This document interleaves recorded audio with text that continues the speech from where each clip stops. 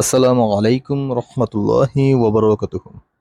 আজকে আমরা যে টপিকটা নিয়ে আলোচনা করব সেটা হচ্ছে ফিচার্স অফ কমিউনিকেশন অথবা ক্যারেক্টারিস্টিক্স অফ কমিউনিকেশন।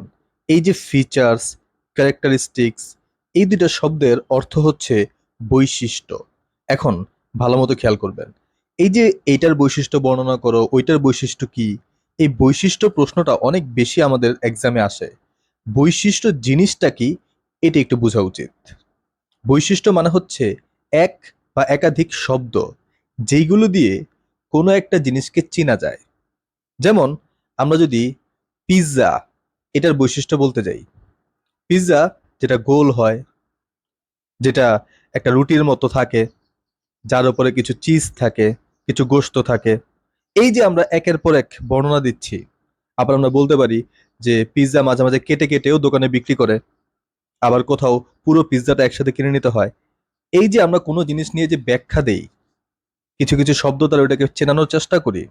অথবা আপনি যদি আপনার কোনো বন্ধুকে পরিচিত করাতে যান, ওই বন্ধুটা লম্বা, ওই বন্ধুটা অনেক অলস, ওই বন্ধুটা অনেক টাকা আছে, যখন এরকম কয়েকটা বৈশিষ্ট্য আপনি বর্ণনা করবেন তখনই আপনার সাথে থাকা মানুষটা চিনে যাবে, ও আচ্ছা আচ্ছা ওর কথা বলছো।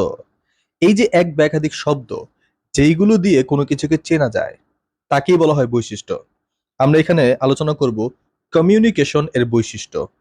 এই কমিউনিকেশনের বৈশিষ্ট্য বা বিজনেস কমিউনিকেশনের বৈশিষ্ট্য এগুলো একদিকেই টেনে নেওয়া যায়। তো আমরা একটা শিখলেই বাকিগুলোতে আমরা ইউজ করতে পারবো। যে কোনো প্রশ্ন লেখার আগে আমরা অলওয়েজ কিছু সূচনা বাক্য লিখি। এই প্রশ্নের ক্ষেত্রে যে সূচনা বাক্যটা আপনারা ব্যবহার করতে পারেন, যে communication is a dynamic process.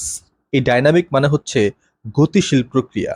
স্বাভাবিকভাবেই কমিউনিকেশন তো আর বসে থাকার জিনিস না, এটা তো চলছে একের পর এক কমিউনিকেশন, তাই না? তারপরে information can be exchanged through communication. তারপর আপনারা বলতে পারেন যে the features of communication is given below, described below, তাই না? এক নম্বর যে ফিচার বা ক্যারেক্টারিস্টিক্স সেটা হচ্ছে ইনফরমেশন অথবা মেসেজ। যে কোনো কমিউনিকেশনের জন্য there must be a message, without a message there will be no communication. এই যে এরকম কিছু সাধারণ কথাবার্তা আপনারা লিখতে পারেন। অথবা আপনারা স্ক্রিনে দেখতে পাচ্ছেন যে আরো কিছু সুন্দর সুন্দর কথা আমি আপনাদের জন্য লিখে রেখেছি, যে information or message is the basic element of all types of communication. Basic element মানে হচ্ছে মৌলিক উপাদান। অবভিয়াসলি এই মেসেজ ছাড়া বা কোনো ইনফরমেশন ছাড়া কি কমিউনিকেশন শুরু হতে পারে বা চলতে পারে বা শেষ হতে পারে? কখনোই সম্ভব না। তো এই যে ইনফরমেশন বা message is a must thing, এটা থাকতেই হবে। মাস্ট শব্দটা ব্যবহার করা হয় যে থাকতেই হবে। দুটো শব্দ আপনাদেরকে আমি চেনাতে চাই, একটা হচ্ছে শুড আর একটা হচ্ছে মাস্ট। শুড শব্দটা ব্যবহার হয় তখন যখন কোনো কিছু করা উচিত, তোমার এটা করলে ভালো হয়, তোমার এটা করা উচিত, তখন শুড শব্দটা ব্যবহার করবেন। আর যখন কাউকে কিছু বলবেন তোকে এটা করতেই হবে, তখন মাস্ট। আশা করি বুঝতে পেরেছেন। এরপরে 2 নম্বর, ট্রান্সফার অফ মেসেজ। এখন আপনার কাছে মেসেজ আছে কিন্তু আপনি এটা ট্রান্সফার করছেন না, তাহলে কি আর কমিউনিকেশন হবে? কখনো হবে না। মানে the main function of communication is to transfer particular message or information. এরপরে 3 নম্বর যে টপিক সেটা লিখতে পারেন টু অর মোর পারসন।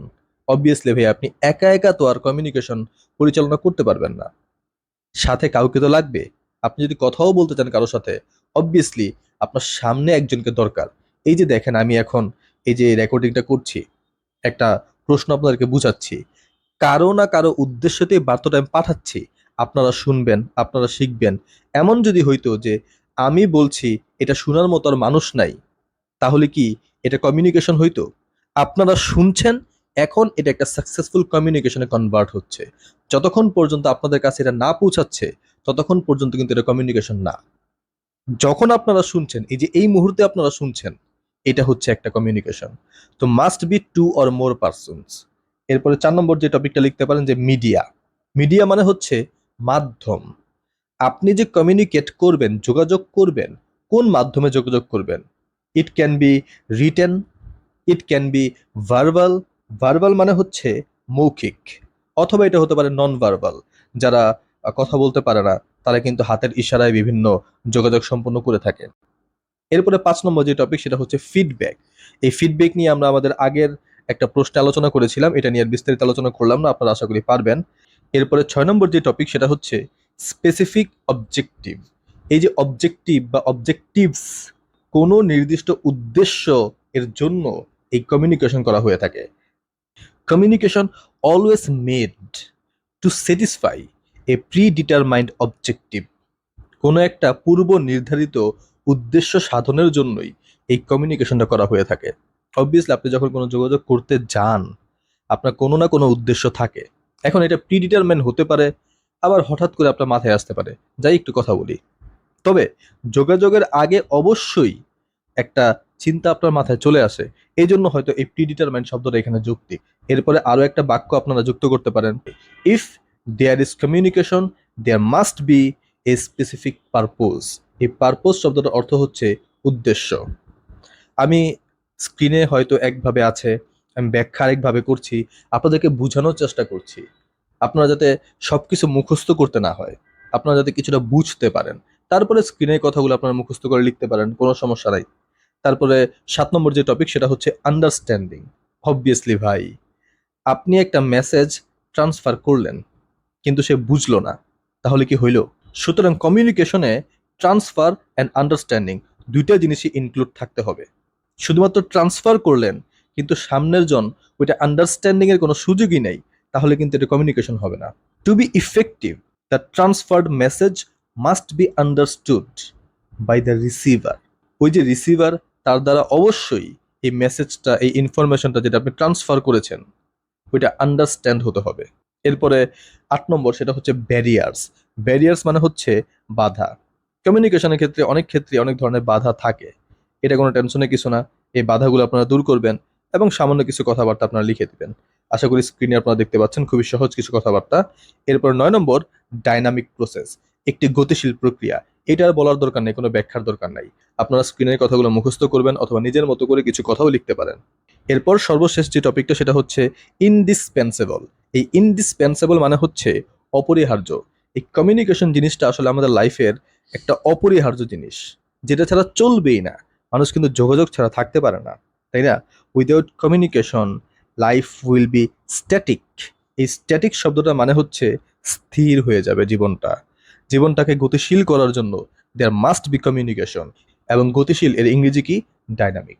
এই যে 10টি পয়েন্ট, এই 10টি পয়েন্টের বাইরে আপনারা আরো 2টি পয়েন্ট যুক্ত করা উচিত, সেটা হচ্ছে 1 নম্বর সেন্ডার এবং 2 নম্বর রিসিভার। কমিউনিকেশনের বৈশিষ্ট্যের মধ্যে এই দুইটা জিনিস থাকাই উচিত, যে একজন সেন্ডার থাকবে, একজন রিসিভার থাকবে, তাই না? আমরা আগে এই সেন্ডার এবং রিসিভার নিয়ে বিস্তারিত আলোচনা করেছি, তাই এখানে জাস্ট আপনাদেরকে এই পয়েন্ট দুইটা বলে দিলাম। আশা করি আপনারা ব্যাখ্যা লিখতে পারবেন। ইনশাআল্লাহ আগামীতে আমরা আরো টপিক নিয়ে আলোচনা করব। Till then take care. আসসালামু আলাইকুম রহমতুল্লাহ।